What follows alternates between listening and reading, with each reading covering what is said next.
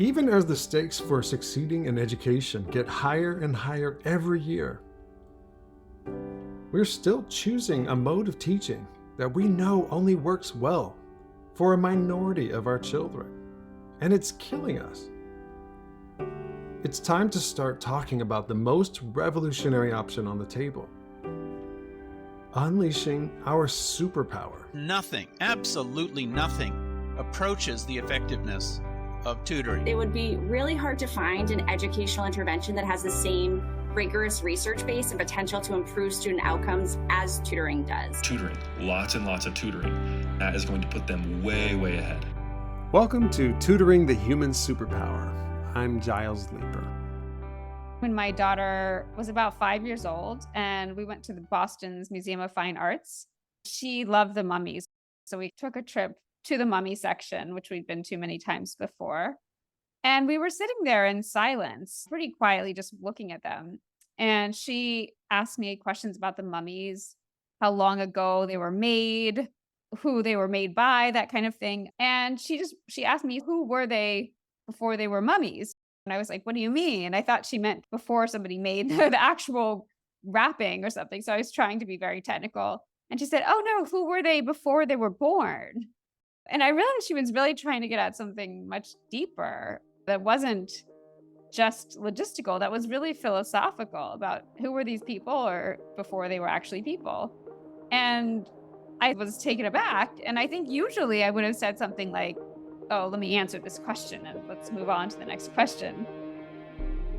But sort of something about it was so intriguing to me that I just stopped and sat there and said, I really don't know. Nobody knows those kind of things. And she thought about it and she had some more questions. Who was I before I was born? Who were you before you were born? And for me, it was really this interesting moment where as a 5-year-old, I could see the wheels were turning about who were all of us before we were here. And I asked her, actually, who do you think you were before you were born?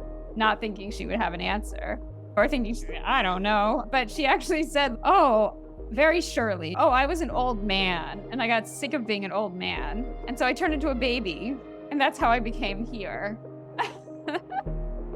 And I was just like, wow, it's really interesting. But what I thought was so interesting is that for the first time that I really remembered, I'd really sort of opened up and been vulnerable. I was saying, I don't really know. And then turned to her almost as an equal and saying, what do you think? And I think that to me seemed like it opened up a whole vista for her of imagining and being creative in a way that I hadn't heard her do before. This conversation is an example of a rich conversation. Professor Rebecca Rolland has evidence that these kinds of conversations are actually very significant events in our lives, especially when we're children. To most of us, it probably doesn't sound like this was a big teaching and learning moment, or what we might call tutoring. But the research actually tells us something different, that there was a great deal learned in that conversation. No, the research Rebecca does is not on conversations about death and reincarnation. And the topic actually is not what's important here. It could have been about Roblox or Taylor Swift and still been a moment of significant learning and development, as long as it met these certain criteria. And that's what we're going to get into today. My guest today is going to seriously challenge and blur and maybe even erase the line that separates good conversations from good tutoring. Professor Rebecca Rolland is an adjunct lecturer at Harvard School of Education, where she studies the impact of simple conversations on children's brain development. She's also a mother of 2, a speech pathologist, and the author of a book called The Art of Talking with Children: The Simple Keys to Nurturing Kindness, Creativity, and Confidence in Kids. This book is about how just having conversations with children has the potential to build knowledge and skills and foster healthy brain development in ways that are not always apparent or obvious. And actually, the surprising thing is that when we strive to teach our children all the time, sometimes we undermine the richness of our conversations. And doing that squashes the real learning opportunity. Yes, this book is steeped in scientific research, but it's still very digestible and full of relatable stories and anecdotes. The target audience is not researchers. It's for anybody who ever talks with children. And I have personally found it very helpful to me in my interactions with children. What was it about this conversation in the museum that made it such a good conversation? Yeah, I think it's interesting because there's a lot of sort of not doing in some way that I noticed, almost the opposite of what I had been doing. So I sort of assumed good conversations are when there's lots of back and forth and you're answering all the questions and you're the expert as the parent or the teacher. But then I realized that in that conversation, I really left more space. I really let her kind of take the lead. And I admitted that there are these hard questions that grown-ups don't have the answers to, most people at least. And yeah, I think for her, that gave her this sort of opportunity that I think we often don't give to kids, especially young kids, which is just to say, oh, why don't you actually really take the lead in this conversation? And I think it was also like I gave her a level of respect in some way, saying, oh, this is a really hard question, but maybe you have an idea. And I think a lot of times, maybe I and other people, we don't see young kids as being able to do that. If you haven't heard the second episode of this podcast on scaffolding, it's called Parental Tutoring Changes Brains. I highly recommend listening to that because this episode really builds off of that one. And actually, same goes for episode 7, just called Mind Reading. Already, I want to draw a connection between this idea of not saying and letting the child take the lead and the things that the really good scaffolders did in Professor Hammond's study. Stuart Hammond noticed that some parents were able to build their child's executive function skills by knowing when to just take a step back and let the child take ownership. We're going to come back to this analogy, but before we get too deep into what kinds of conversations are really important, let's talk a little bit more about why they're important. Rebecca talks about the benefits of conversation by calling it a double promise. 2 main levels of benefit. And the first level, just between us as they're happening, they're really a fundamental way to build the bonds between 2 people or more than 2 people. Really, by having that back and forth, you're actually relating more in the moment in a way that connects you very much beyond just this sort of logistical sense of getting things done. You're actually learning to get to know each other in a really profound way.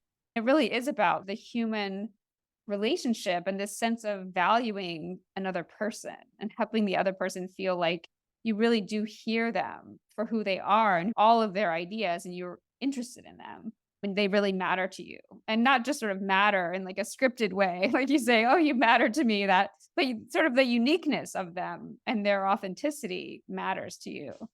So I think that's sort of the in the moment, the first kind of promise.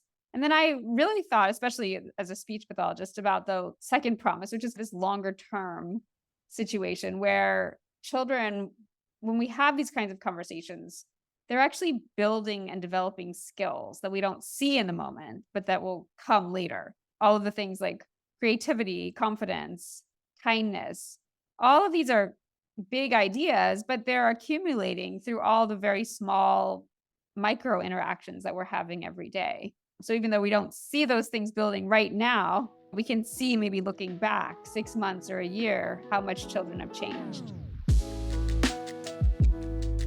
In her book, Rebecca provides research that shows that conversation quality and frequency has been shown to increase language skills and communication skills. Language skills are the basis for reading skills, so naturally, children who have more rich conversations tend to become better readers in the long run. It builds children's mind reading and empathy skills. It even nurtures creativity and critical thinking skills. And of course, it creates a stronger connection with the person they are in conversation with. And this is important in and of itself, but also kids generally learn more from people they feel connected to.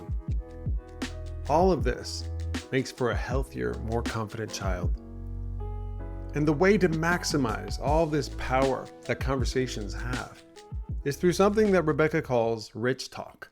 So rich talk is really a framework that I developed as a way of having these meaningful conversations every day.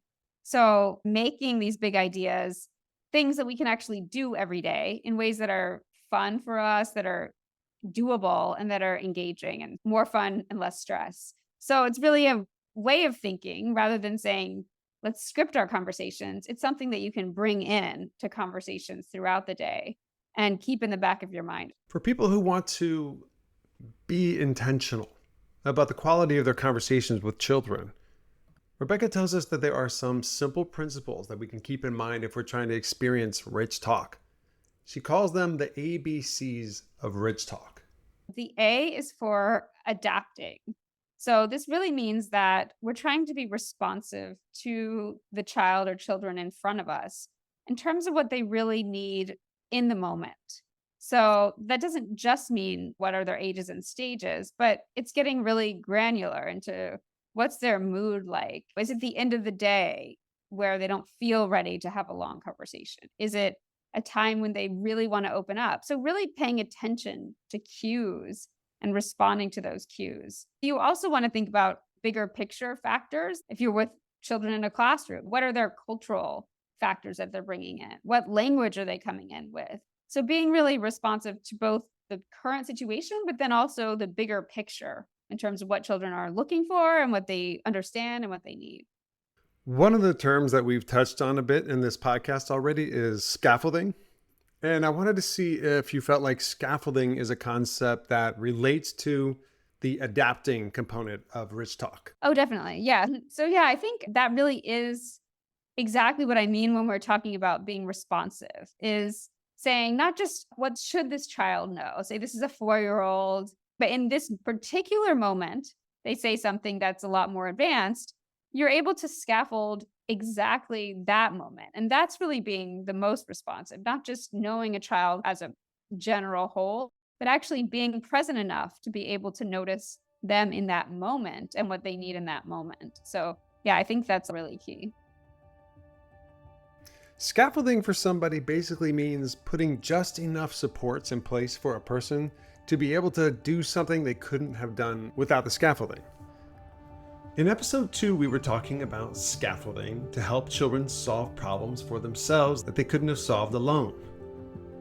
Scaffolding for problem solving. But in this context, it's more open-ended. There actually doesn't have to be a problem to solve. Scaffolding here means meeting children where they are in that moment so that they can gently nudge their communication skills and their thinking skills to new levels. Levels they couldn't have done without being in this conversation.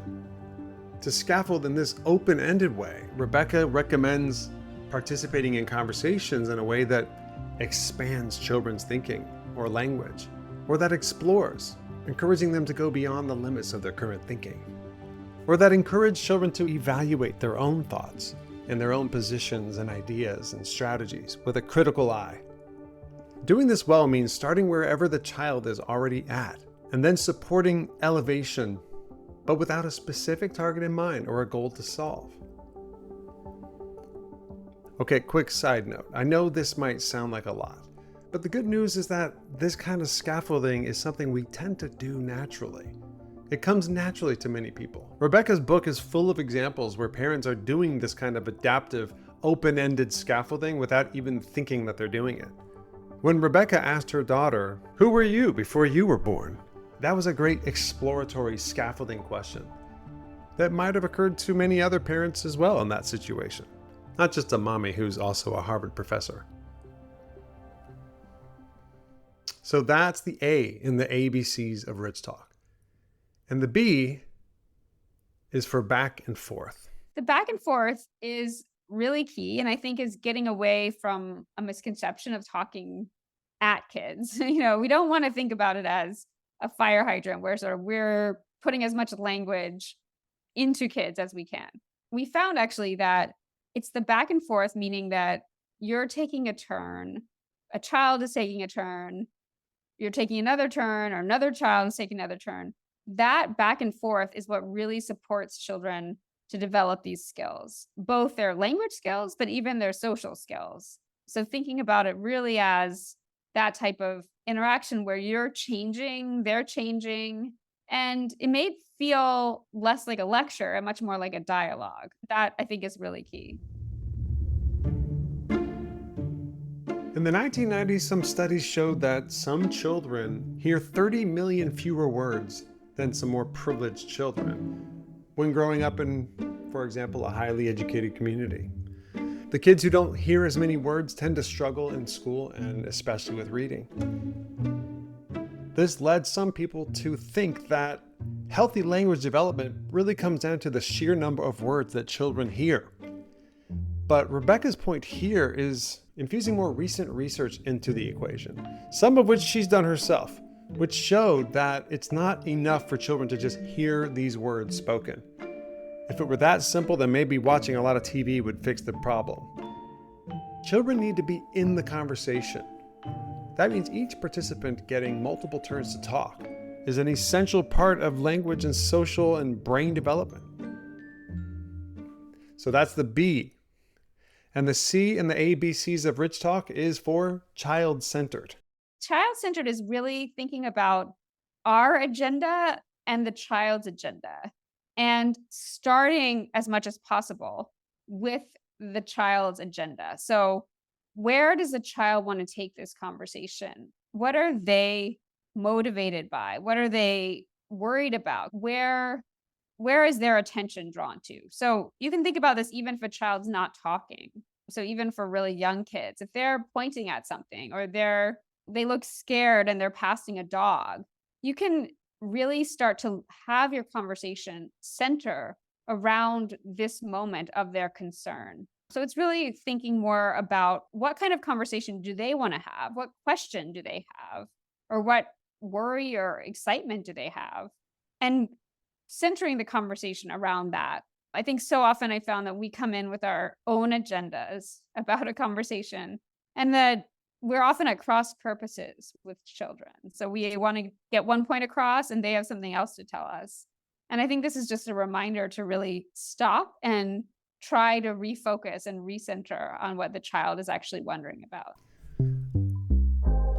I personally struggle with this part, both because of the cross purposes problem.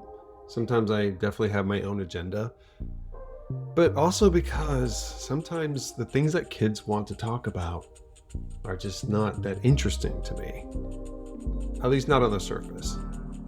And in those moments, I've noticed that I can fall into a mode where I'm just only half listening, or I might just change the subject entirely.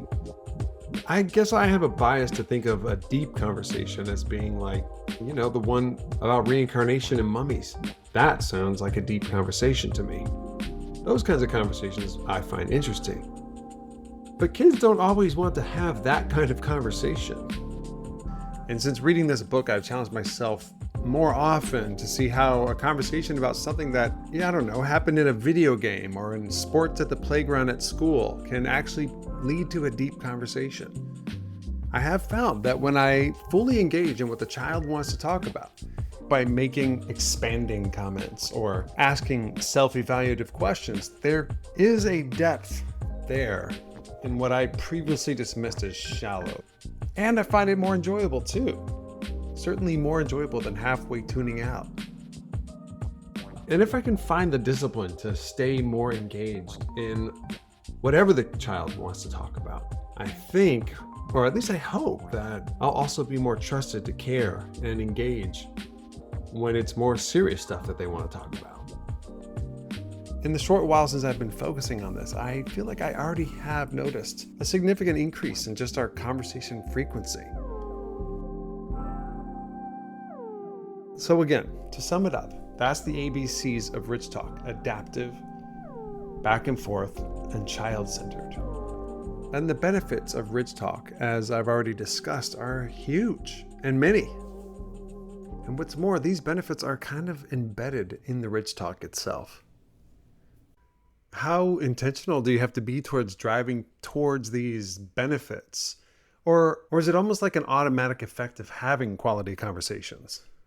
Yes, I'd say it's very much the second. So I definitely don't think we need to be thinking, this conversation is going to build creativity, or this conversation is going to build empathy. I think it's really much more an orientation towards conversation, and that by taking these big principles and being flexible, being responsive to children, that we are building those things. So definitely I wouldn't say to focus on a big idea, but really just to know that you're getting there through what you're doing.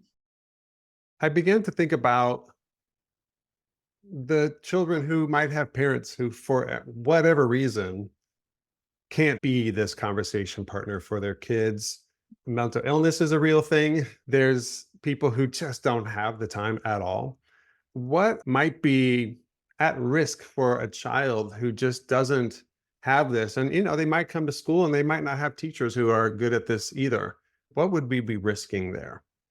Yes, definitely. I think one thing to keep in mind is that children really do need at least one person in their lives. So it doesn't have to be a parent, it doesn't have to be the caregiver, but one person in their life who they feel they can trust, they can have these kinds of conversations with. And we know that that is really the key to building children's resilience long term. So I think without that, yes, we leave children really at a risk of feeling isolated, having mental and emotional consequences. I wouldn't say, obviously, it's not going to lead directly to anything, but to feel like they're at risk more for things like anxiety and depression because they're not feeling as if their experiences are being validated or they're being heard. We know there are obvious language impacts as well. So when children aren't having their vocabulary expanded or they're not having their language supported, their language ends up becoming limited. But I think the bigger impact is really overall on their social and emotional well-being of feeling as if I don't matter to anybody. I don't have a sense of belonging in my school or in my home. And so I think that's really the sort of more fundamental area to worry about. To some of us, what she's describing might sound like other people's problems. I do smugly feel like my own highly privileged kids have a strong sense of belonging, and I feel pretty good about their overall social and emotional well-being. Things are going good. And then I remembered that there is a species of child known as the teenager. I talk a lot with my 10-year-old and my 8-year-old, but conversation patterns usually change during the teen years. It's natural.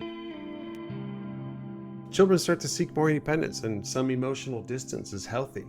And this can cause the frequency of conversations to go way down. Rebecca's book includes stories of parents who, like me, feel pretty good about the way things are going, but then were shocked to find out that their teenager was struggling with depression and anxiety in ways that they were completely unaware of. These parents, too, thought that everything was fine for years. But then when they reflected back on recent years, they realized they hadn't had a real meaningful conversation with their child in a long time. Life just gets in the way sometimes. Even Rebecca has experienced the realization that the quality of her conversations and her family were not what she would have hoped for. It was sort of a dilemma for me as a parent and also as an academic, because I did feel like I knew all of this research and I was steeped in how much conversations and talking with children really supports their development. But then I realized, oh, we were just so busy all of the time and we were doing all of these activities. And obviously our goal was, yes, let's help our child at the time develop and let's have a great family life. But I did feel, just reflecting, that we were leaving out the actual quality of our conversation. So I remember talking to my husband at one point and saying, what did we actually talk about today? And not being able to answer that. And for me, as somebody who was doing so much of that research, it was a pretty startling moment. What kind of things fill up the time, instead of conversation? Logistical conversations.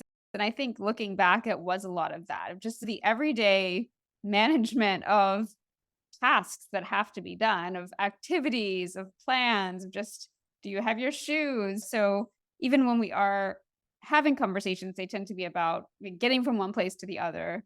Or then I think, especially with young kids, just really trying to talk about facts. How many things are we're trying to teach? So what colors are they? That type of thing. And kids obviously need to learn those things. But yeah, that's definitely not a deeper conversation. I can definitely relate to Rebecca there, and maybe some other listeners can too. She has identified some aspects of modern life that are pretty universally making it hard to have rich talk. One of them is just the phones in our pockets. With our phones in our pockets, there's always something more important and more interesting that we could be doing rather than having a conversation with a child. Paying a bill or firming up plans for later, answering work emails, or checking our fantasy football teams. It's not that the phone is the problem, but it's the lack of attention that's the problem. Because then a child sees, "Oh, yeah, you can't really be looking at what I'm doing when you're mostly looking at something else." So I think to really take some times to be fully present is so important. Another challenge is more ironic and harder to see immediately. It's that we live in an era of what researchers are calling intensive parenting. Can you talk about what intensive parenting is? Yeah, so it has a bit to do with this sort of helicopter parenting idea and with our cultural feeling that we have to do more for children all the time. So that would be something like, oh, I have to maximize every single moment I have with my child, or I have to turn every moment into a learning moment, or this sort of pressure to do something every moment that's important, or every moment that's leading to your child's growth or helping your child get ahead or succeed in life. And those things are all really well intentioned. And I think I understand a lot because there is so much pressure in our culture, I would say, to get children ahead and to start early and to turn preschoolers into second graders. There's just so much pressure these days. And so I think parents are naturally responding to that. Um, but I think what happens as a result is that we're not really taking the time to hear what children are thinking or even having more relaxed conversations. We're really pushing a lot, pushing vocabulary, pushing ideas, trying to get children into lecturing mode all of the time. When ironically, what would help them more is to have more unstructured conversations that are focused on deepening what they already know and answering what they're really interested in. The irony is that in being intensive about learning, what you're saying is actually we're missing some learning opportunities, right? Exactly. And I think also just the relating opportunities. I think that's what's also hard is when children feel like this person in front of me just wants me to do more and more. A lot of times children kind of close off because they do react to that. Intensive parenting is a very important subject for this podcast, and we're going to return to it. Researchers have found that this intensive parenting ideal is a national phenomenon. It's not just among rich and highly educated parents. We live in an era when every parent knows that parents can't just sit back and entrust their child's education to schools. We also know that the consequences for not getting a great education are higher than they used to be. So understandably, parents feel like their kids need them to supplement their schooling with parental education, parental teaching. But we don't know exactly what that means. There's not much clarity on exactly what successful parents do differently. So one response can just be constant teaching. But this ironically can crowd out the possibility for a meaningful connection and deep learning that comes from quality conversations. What else do you find gets in the way of rich talk, quality conversations? I would say also just in general that so many people also understandably are really rushed and really have incredibly busy schedules. So many times, it's obviously not everyone, but so many times it can be hard to find even a time for, say, a relaxed play date or time to go out to the park because there's so many activities and so much that children are being brought from one thing to the other. And I think that obviously, again, we want to help children succeed. We want them to be doing things. I'm not saying sports are bad or anything like that. But if you just imagine from a child's perspective, going from school where they're often being told a lot what to do, what they should be working on, and then to all these activities where they're also being told how to operate, what the rules are, they're not having a lot of time to think for themselves and to really decide on rules or strategies or to make plans. And those skills are actually really linked to, things like executive functioning and things that actually help them be creative. And so I think that is also a big challenge and kind of a conflict of how do we help children do activities, but not overdo them to the point that they're not having their own downtime. Conversation is connection with children. So I think sometimes we think we're connecting by just doing things with children and getting them from places. But I think to realize that we don't always have to be doing things, that really, if we're having a conversation, we're with a child in a really present way, that can be sort of a deepening of the relationship almost more than anything else. So I guess I would urge parents or tutors to really at least take a few minutes a couple times a day to see kind of what's on a child's mind, or to see, just to sit with a child and to wait for them to initiate a conversation and really realize that you're doing something important. I think to push back against that feeling that there's always has to be pressure or there has to be a learning moment, and realize that this is a learning moment, even if it doesn't feel like that. But just having your child or a child connect with you in that way is learning. So that to me is really important. And of course, there are other things that can also get in the way of quality conversations for some children. An estimated 5 million children have parents who are in prison or were in prison at some time during their childhood. Over a third of all children are being raised by single parents or guardians, and they don't have quite the same amount of bandwidth that a team of 2 would have. This could mean less time for quality conversation. Many parents are extremely stressed out by living in abusive relationships, struggling with hunger, being homeless, or living near homelessness. Conversations are hugely beneficial to children, but as usual, resources like mental health, money, community guarantee that some children will have more rich talk in their lives outside of school than others. For some children, rich talk is every day. And for other children, it's almost never.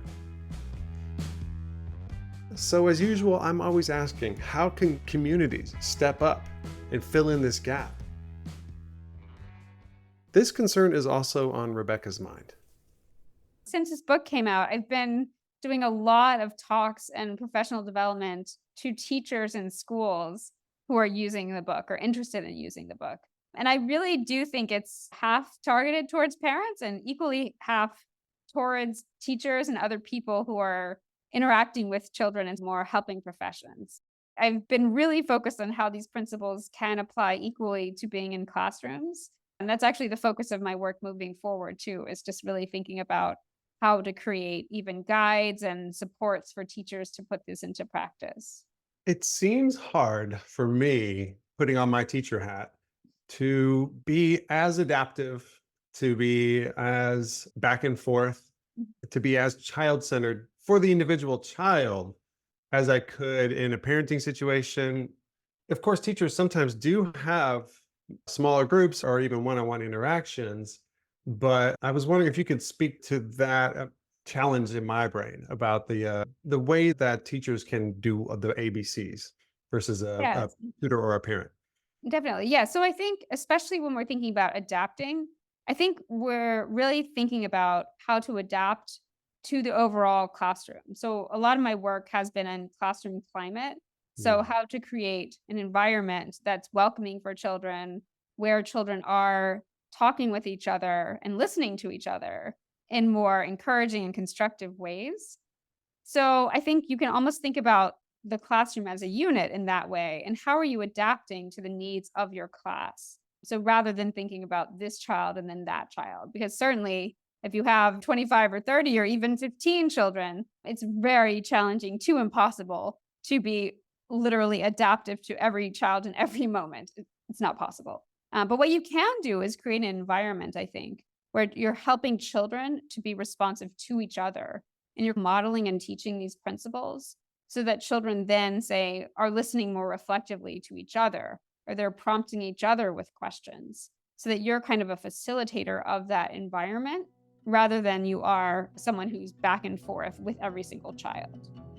This, of course, speaks to a fundamental distinction that I've been pointing out a lot on this podcast between classroom teaching, where we tend to think of a child as a part of a unit, versus tutoring, where we think of a child as an individual. Nearly all the stories in this book could be described as in a tutoring context, usually one-on-one. But this brings up a question. Is rich talk tutoring when it happens one-on-one or in groups that are small enough to be considered tutoring?